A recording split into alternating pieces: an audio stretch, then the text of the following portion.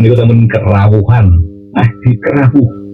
Namun kedatangan Den Mas Suluh kalian Dimas Dwi Utomo monggo dengan sapa wae. Nggih. Sugeng dalu Den Mas Suluh. Sugeng dalu. Waduh, suarane kan kendel koyo ngono. Pripun mawartosipun menawi sampun bangu sangat boten nate pepanggihan menika. Nggih. Pun pinten taun nggih, boten untuk panggih. Lagi menika. Anu kemawon menapa nggih. Bosanipun menika campuran kemawon ten nggih. Dados kersanipun mangke sedaya menika mangertosi. Lek basa Jawa ora anu ya, ora ngerti. Nggih ngertos wae nanging lebih leluasa menika campuran kemawon. Lah ngeten lho Dimas Dwi. Nggih. Wis jan ora jan. Belum gitu, panut. Nah, ya wis koyo ngali apa pun. Aku tak ngobrol karo Den Mas Suluh karo Dimas Dwi Utomo Iya monggo kalian. Dipun Den Mas Suluh monggo katuran rembakan kalian Jiwa Karta. Nggih, niki dalu niki kan kula matur sembah nuwun diparingi undangan lho pakai panjenengan. Sinten sing ngundang kek? Nah, sinten sing ngundang? Jangan langsung aku kira suka ra ngundang Den Mas Suluh. Wong wis lah. Woro nang dindi wis kundara. Lho kok kula timbali mari wae. Ora kundare mesti wis kondang. Jenenge artinya kan wis terkenal ngono lho. Oh, Mas Suluh ini terkenal yang tinggi. Setiap instansi beliau itu pasti ada di sana. Ngoten. Nggih, ngoten, Pak. nggih, Mbak Fitri. Iya, dan dari Mas Suluh menikah sebenarnya ini apa? Apakah Anda setiap hari mendatangi satu birokrasi atau salah kantor-kantor itu untuk memberikan apa? Yang banyak yang kakang itu biasanya pun pertama kaitan dengan kinerja, peningkatan kinerja, kemudian terkait masalah program yang memang jadi bagian dari masing-masing instansi, kados misalnya pendidikan, bagaimana terkait masalah parenting, kemudian bagian untuk dinas kesehatan, biasanya juga terkait antisipasi stunting atau disitu. Parenting ini pripun deh? Mana parenting itu sebenarnya gimana? Jadi parenting itu adalah pola asuh orang tua kepada anak, ya. Termasuk pola komunikasi antar suami ke istri, istri ke suami. Jadi itu juga parenting untuk menciptakan keharmonisan keluarga. Terus ikuti terus. Nah, terus apa saja yang harus diterapkan di dalam kekeluargaan atau mungkin salah satu biro atau kantor itu supaya terjalin keharmonisan itu kan? Keharmonisan. Jadi, kalau yang kantor itu Mbak, ini biasanya harus dipahami dulu tupoksi tugas pokok dan fungsi dari instansi tersebut. Ya. Nah, ketika sudah sama satu titik, contoh pendidikan. Kalau pendidikan kan berarti memberikan edukasi, memberikan didikan kepada masyarakat. Nah, ini artinya di kelas ataupun di luar kelas, ya, dimanapun ketemu dengan siapapun ini ditanamkan bahwa semuanya itu adalah tempat pendidikan, tempat sekolah lah, selaras dengan Ki Hajar Dewantoro itu. Dimanapun berada itu adalah sekolah, ketemu dengan siapapun itu adalah guru. Tentang Ki Hajar Dewantoro itu di penerapannya juga sama gitu ya? Antara sekolah dan kantor itu juga sama. Sama. Kalau kantornya kan dinas pendidikan, tapi di bawahnya kan sekolah-sekolah. Kalau yang dinas itu kan mengatur sistemnya. Jadi so keren ini regulasinya lah. Nah, regulasinya, payung hukumnya, aturannya seperti apa. Sedangkan sekolah itu adalah pelaksana dari proses pendidikan tersebut. Nah, ini harus sama, harus sinkron. Karena begini, terus. Yang mereka kan dikatakan jadi pembulian mungkin karena kurang didikan dari pihak keluarganya apa gitu. Nah, kalau bullying ya, ini kan bahasa ini kan sudah banyak sekali fenomena-fenomena di media sosial yang mengekspos atau mempublikasikan, mengumumkan, menginformasikan terkait masalah bullying ya. Nah ini penyelesaiannya ini harus terpadu, bukan hanya dari sisi orang tua, ya juga bukan hanya dari sisi sekolah, ya, tapi juga dari unsur bagaimana anak tersebut itu memiliki fondasi pemahaman agar dia pada saat berkumpul sama temannya, berinteraksi dengan sesamanya, sebayanya lah istilahnya, itu memiliki yang namanya kepedulian. Nah, seringkali yang lepas dari pemahaman kita adalah ketika ada kasus bullying itu yang berkasar mata kayak gini, nah itu kan itu. Nah ini harus ditarik ke belakang karena fondasi perdana dan pertama di 5 sampai dengan 7 tahun pertama itu jelas dari keluarga. Jadi madrasah diniyah, level yang kan ada di rumah. 7 tahun pertama 5 sampai 7 tahun pertama. Ada yang bilang golden age atau istilahnya masa keemasan itu 5 tahun, ada yang bilang 7 tahun, tapi ya antara itu tadi. Kalau tergantung dari perkembangan jiwanya. Yes, ini leres.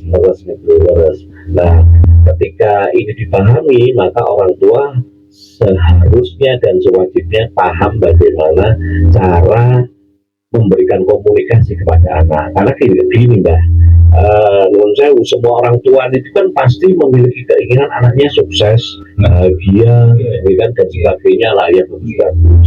Nah, ini belum dilengkapi dengan cara komunikasi orang tua kepada anak. Nah, sehingga anak tersebut ketika itu bertumbuh besar, terkontaminasi dalam tanda kutip, terkontaminasi atau terinduksi lah ya, tercuci otak dengan cara komunikasi orang tua kepada anak ya. Saya yakin seluruh belahan dunia manapun orang tua pasti inginnya anaknya sukses dan sebagainya.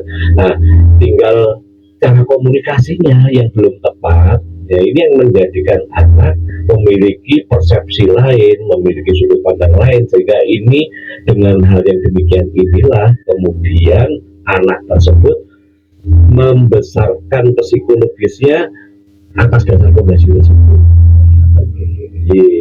Terus kasarannya boleh berharap tapi tidak boleh memaksa kepada anak. Ya.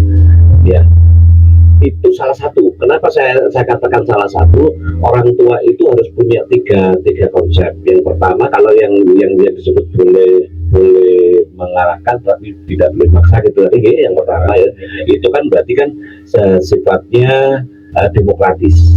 Nah, tapi harus ada juga orang tua bersikap diktator juga harus penting. Jadi artinya kalau misalkan anak waktu 5 sampai 7 tahun pertama itu melakukan aktivitas atau kegiatan yang dalam tanda kutip bahaya, ya orang tua harus tegas. Ya, berarti otoritasnya harus dikeluarkan.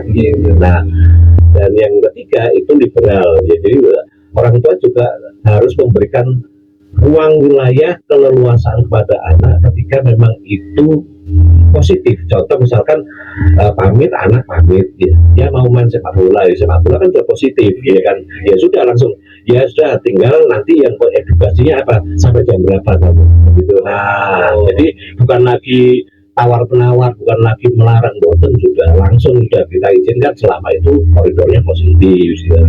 Nah, kalau yang sifatnya demokratis itu tadi, kalau memang masih apa yang mau diambil keputusan sama anak tersebut masih memiliki kemungkinan atau dampak yang bias, bisa positif bisa negatif. Nah, ini didiskusikan dengan anak orang tua anak. Nah, ketika orang tua membiasakan diskusi dengan anak, berdemokrasi dengan anak, pada saat itu pula anak memiliki sikap bahwa ternyata juga ada konsep seperti itu dalam kehidupannya, ya, walaupun itu dalam pemahaman bukan kata-kata. Kira si wong Jawa ini dicul nendasi digundeli buntutnya. Nah, tidak harus bebas mungkin kan ya. Ini sekarang Dimas Dwi Utomo ini selama ini kita sudah libur apa? Penjenengan nemoknya apa mohon selama sekian hari? Ya cukup lumayan sih, dalam artian perkembangan tentang tetap budaya, karena objek dan subjek itu nanti juga nyambung ke kasus. Saya juga minta ulasan gitu ya, sehingga nanti antara objek dan subjek itu bagaimana kan tadi bahas harmoni kan. Ya. Misalkan mata air kan sebagai objek itu. Nah, manusia yang ada di dalamnya yang memanfaatkan dan ini kan sebagai subjek yang seharusnya subjek aktif apapun untuk melindungi. Boleh menggunakan tapi juga perlakuannya bagaimana supaya tetap lestari kan. Nah, beberapa kali ke atas itu banyak sih ternyata sumber mata air gitu kan. Kemudian ada juga beberapa hal terkait dengan fenomena tektonik di area Banyuwangi kota ke atas gitu kan. Karena kalau secara historis kan negara secara alam makanya di daerah Banyuwangi ini ternyata negara secara alamnya itu ada dua gitu kan. Banyuwangi ke utara itu di Gunung Merapi Ungup-Ungup, yang selatan daerah licin ke bawah Merapi Ungup-Ungup, Ungup-Ungup, yang sampingnya yang kalau kelihatan dari sini itu sebelah utaranya Ranti. Jadi itu anu ya, apa dua gunung gitu, Merapi dan Ranti gitu. Dua gunung. Ada orang yang mengatakan bahwa itu adalah Merapi Ranti ya. Benten. Jadi ada punggungan ini pendengar nggak tahu ya. Jadi dua gunung kayak gini, cuma yang lebih tinggi itu yang Merapi Ungup-Ungupnya. Cuma Ada bagian lagi. Nagara secara alamnya itu adalah Gunung Rantinya. Karena apa? Ternyata mata air yang turun ke daerah licin sampai Banyuwangi itu sebagian besar dari urat-urat airnya itu dari Gunung Ranti gitu kan. Dan dari resapan-resapan itu cukup besar gitu kan. Makanya sebenarnya itu sebuah, kalau kita perlakukan secara bijak, itu adalah potensi yang besar. Dalam artian untuk kalau yang sebelumnya kita bahas tentang Tritangtu itu kan, untuk tiga wilayah antara larangan, tutupan, dan kelola itu, maka sebenarnya Banyuwangi kota itu dihidupi oleh resapan yang di atas kan gitu kan, termasuk daerah Glagah ke atas itu di sana sumber resapannya gitu kan. Tapi munculnya kan di bawah, yang kalau di sini kan sekitaran di Sumur Sri Tanjung, kemudian sumber mata airnya yang saya tahu Sumur Sri Tanjung, yang baik yang di dalam Pendopo maupun yang di luar itu.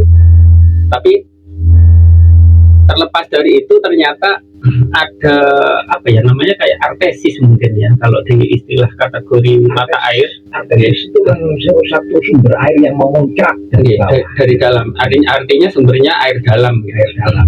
Nah itu mulai dari Cacalan, di Cacalan itu saya lihat ada mata air gitu kan. Sampai terakhir kemarin itu saya jalan ke daerah Gumuk Kantong, itu mata airnya itu nggak sampai 1 kilo dari laut, sekitaran 500 meter gitu. Daerah Gumuk Kantong ya. Terus tadi saya membaca kemarin ya, saya membaca penjenengan butuh nih pohon rau. Oh, yang pohon rau itu Mas Hendra sih yang. Oh, Mas Hendra. Cuma kan tanya ada pohonnya nggak? Ternyata yang seperti yang tempo hari kita bahas itu kan nggak, tentang pohon rau itu termasuk jenis pohon yang langka gitu kan. Makanya kalau untuk nebang baru saya ya jangan gitu kan, sudah mulai langka, untuk besarnya aja berapa. Saya pernah melihat pertama kali dan yang terakhir kali itu waktu SD. Pohon rau itu saya melihat itu diameter berapa itu? Sudah besar waktu itu. Ya? Kira-kira 2 meter lah diameternya. Bonggol atau atas? Bonggolnya ini 2 meter itu. Soalnya akarnya itu kan tipis nyamping gitu. Nah itu buahnya kan bisa dimakan juga. Iya. Rau itu. Cuma kemarin yang sami kali hello itu Dan. Oh iya, jenis itu. Itu dia kan buah ya. Kayak awar-awar bulat. Nah, awar-awar itu ternyata ada temannya namanya Logondang. Logondang. Sama-sama lo kan? Iya. Ini Ficus. Dan itu saya dulu pernah melihat itu di daerah Kalistair. Kampung di Sempu sana, di pinggiran Kalistair itu banyak sekali pohon rau dan pohon lo gitu. Dan ini memang ya, malam hari ini kita membahas masalah yang berbeda ya. Yang satu aliran, memang benar-benar aliran sungai, yang satunya aliran terima kasih. Tapi ini saya nyuwun anuan dari Pak Sugeng. Artinya gini, ketika kita sebagai subjek dan alam yang kita tempati sebagai objek gitu kan, salah satu contoh kira-kira bagaimana nih, karena kayaknya kalau kita membahas ini ke orang-orang dewasa kan rata-rata sudah terinduksi memperlakukan sampah, kadang-kala pesan beli gitu cuma satu bungkus harus dikresekin kayak gitu. Kalau saya kan sudah mulai bersikap gitu kan untuk meminimalkan menggunakan, seandainya itu bisa saya kantongin, saya nggak butuh plastik kan. Itu hal sederhana yang saya latih gitu kan. Nah, kira-kira untuk generasi yang Gen Z ini kira-kira gimana Pak Sulu, dalam artian Gen Z ini apa? Gen Z, jadi kelahiran tahun 2000 kalau sampai sekarang. Buatan macam-macam istilah-istilahnya buatan Padahal tanggal itu Gen Z lah. Itu Gen Z. Jadi ada periodisasi, ada Gen X, Y, Z. Nah, yang generasi muda terakhir 2000-an, lahir 2000-an sampai sekarang itu sebutannya Gen Z. Gen Z. Gitu. Gen itu dari periodisasi, pengistilahan modern, turunan maksudnya kan kelahiran dari pemetaan kelahiran. Nah, Gen Z ini kan anak-anak kecil ini kan sebenarnya perlu hal-hal sikap baik gitu kan, yang tadi jenengan menyampaikan dari orang tua dan sebagainya ya. Nah, barangkali nih terkait lingkungan gitu kan, kira-kira kayak sangat susah kan anak-anak SMP sekarang itu kalau untuk sampah saja harus diktator gitu kan, nah itu kadang-kala sering sempat dengan sikap emosional positif gitu kan ke adik-adik kecil, melihat seenaknya habis makan buang sembarangan kayak gitu. Dan hal-hal kira-kira ada nggak sebuah metode yang efektif untuk menginduksi dan melatih, mulai dari mungkin yang golden age. Kalau bahasa Inggris belajar kayak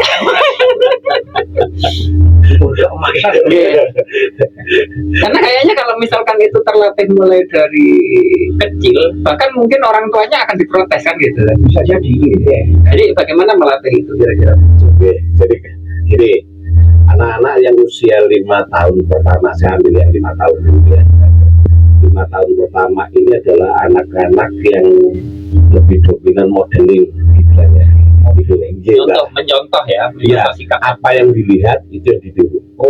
Ya, jadi ini memang sudah standar bahasa pendekatan ilmu akademisinya psikologi, bahwa di 5 tahun pertama itu anak cenderung modeling ya.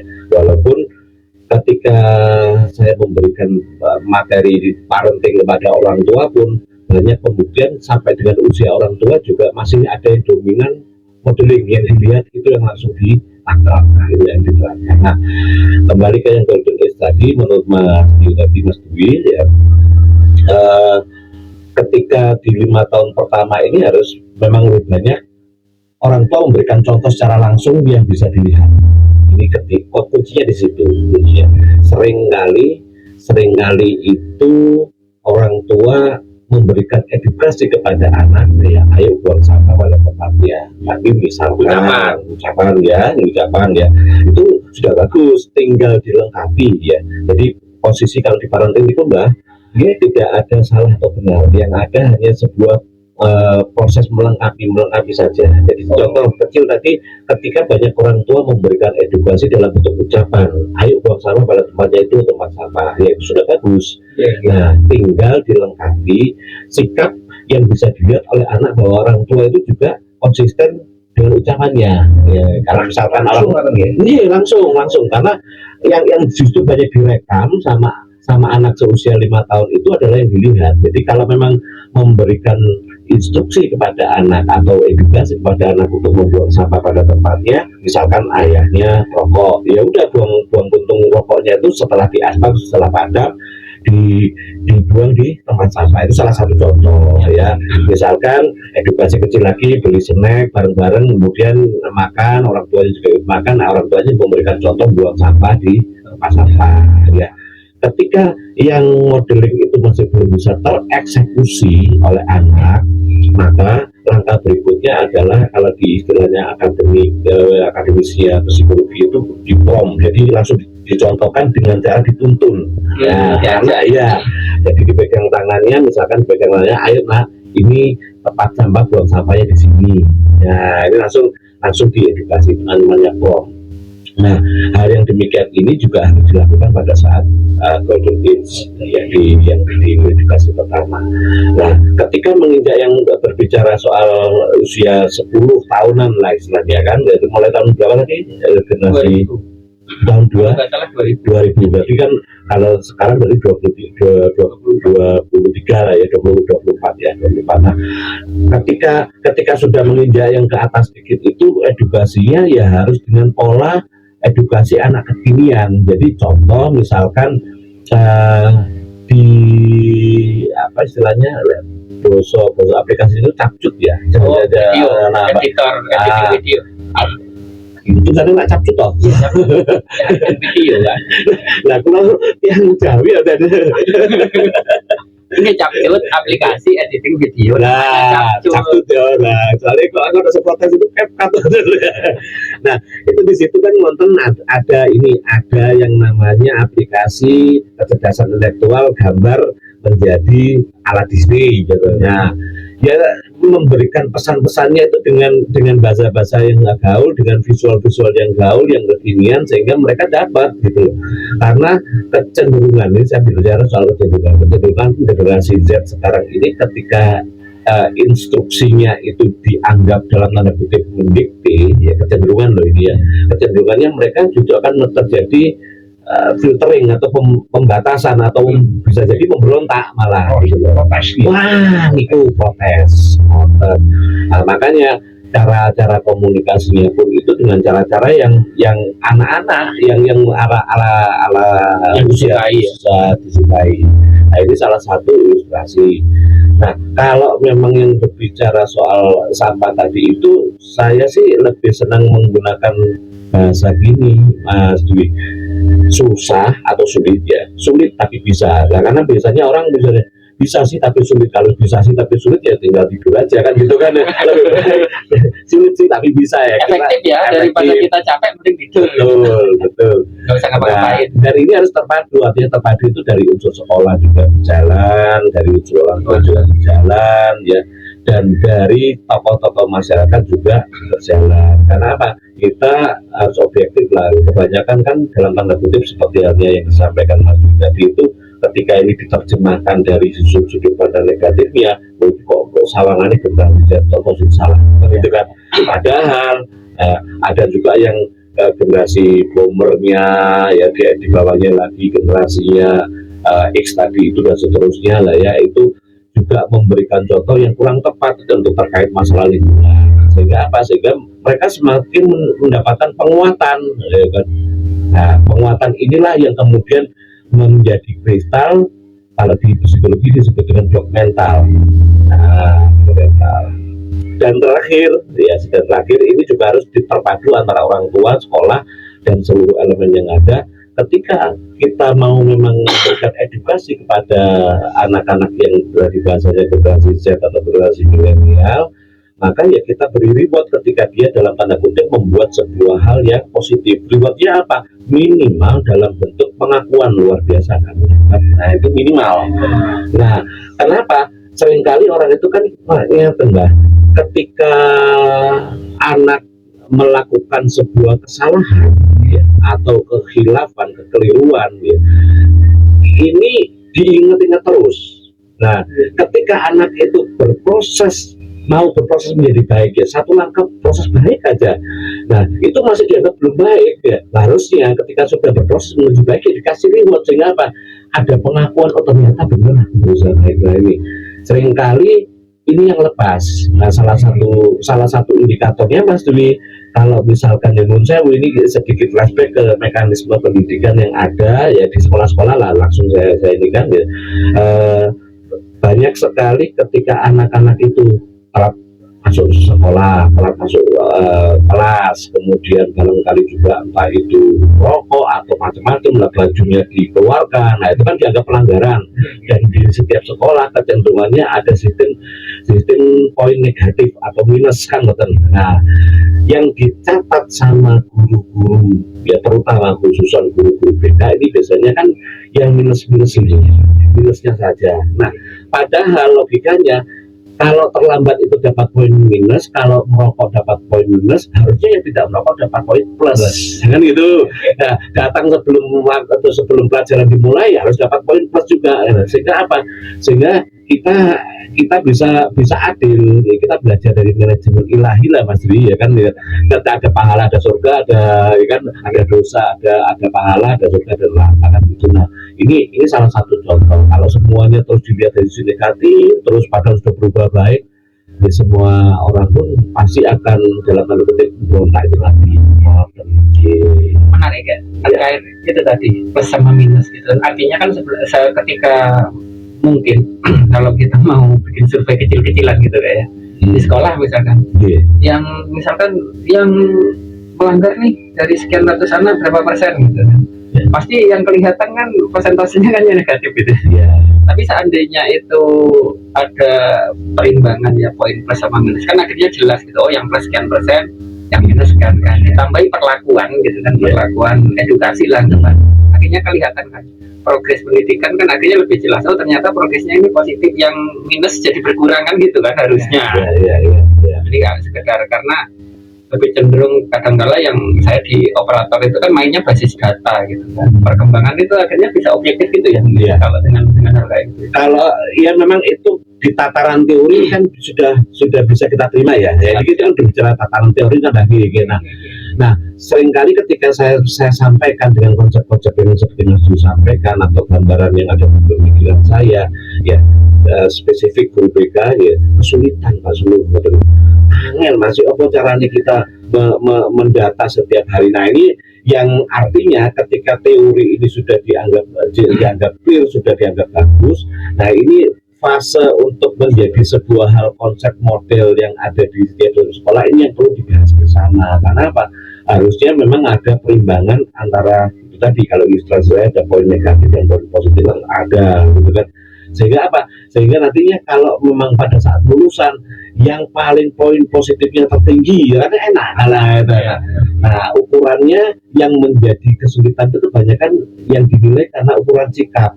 Contoh misalkan hormat kepada guru, itu kan positif, ya kan. Memberontak ketika guru memberikan arahan atau ngeyel atau barangkali protes tanpa dasar kepada guru, itu poin negatif kan, ngoten. Nah, itu sikap yang harus disamakan indikatornya. Kenapa? Karena ada juga guru yang ketika saya kasih gambar gini, oh nggak bisa Pak Sulu, protesnya mereka ini adalah bentuk kreativitas, ya, sehingga ini juga kita harus hargai. Nah, ini ya monggo. Artinya kalau kita memaksakan dalam proses ada dalam satu indikator yang pasti itu barangkali kesulitan, maka ada indikator protes yang bagaimana yang dianggap poin positif, protes yang bagaimana dianggap negatif. Nah, itu aja sebetulnya kan ke sana. Nah, tinggal implementasi gitu lah. Aja saya juga perlu dialog gitu kan, semuanya itu perlu diterapkan memang ya, bagaimana positifnya bagaimana, dan juga harus mempunyai reward itu tadi. Jadi supaya mereka semuanya itu juga bisa berubah, termotivasi untuk benar-benar konsisten berubah ke yang lebih baik gitu. Arah-arah itu dicap terus ketemu, kalau banyak sering melakukan sesuatu hal yang negatif dicap terus sudah diarah terus. Nah, itu buat sama sekali. Akhirnya mereka ini sendiri pun juga males lah, rasa-rasa. Tapi memang kayaknya yang negatif itu lebih mudah diterima. Oke, mau keluar lagu disek. Sponsornya. Betul.